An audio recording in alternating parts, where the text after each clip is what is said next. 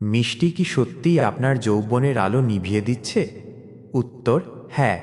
আমরা ভালোবাসা প্রকাশ করতে গিয়ে কেক, চকোলেট বা মিষ্টি বা লাড্ডু দিই, এটা খুব স্বাভাবিক। কিন্তু কখনো ভেবেছেন এই অতিরিক্ত মিষ্টি নীরবে শরীরের ভেতরে কি ক্ষতি করছে? নীরবে পুরুষকে ধ্বংস করছে। শুনুন, চিনি ও হরমোনের ভারসাম্য। অতিরিক্ত চিনি শরীরে ইনসুলিনের মাত্রা বাড়ায়।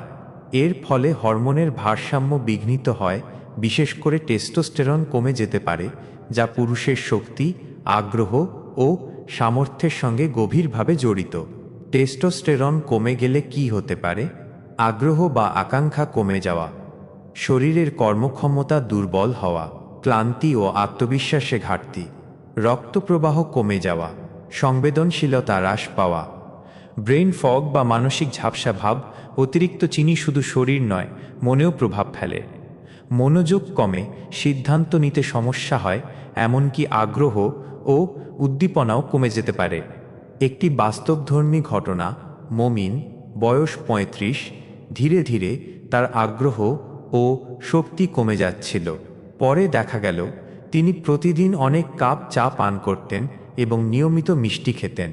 বাইরে থেকে সুস্থ মনে হলেও ভেতরে ভেতরে তার শরীর প্রভাবিত হচ্ছিল। টেস্টোস্টেরন হরমোন কমে যাচ্ছিল, যার ফলে তার দুর্বল লাগছিল। তাহলে তার করণীয় কি? শরীরকে অতিরিক্ত চিনি থেকে বিরত রেখে প্রাকৃতিক ও পুষ্টিকর খাবারের দিকে মন দিন। প্রাকৃতিক মধু, খেজুর, মৌসুমী ফল, দুধ, ডিম, কুসুমসহ, কলা, আনারস।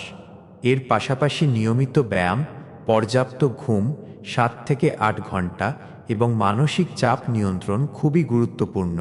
ছোট ছোট পরিবর্তনই বড় পার্থক্য গড়ে দেয়। এখন থেকেই সচেতন হন। তো বন্ধুরা, আজ এই পর্যন্তই।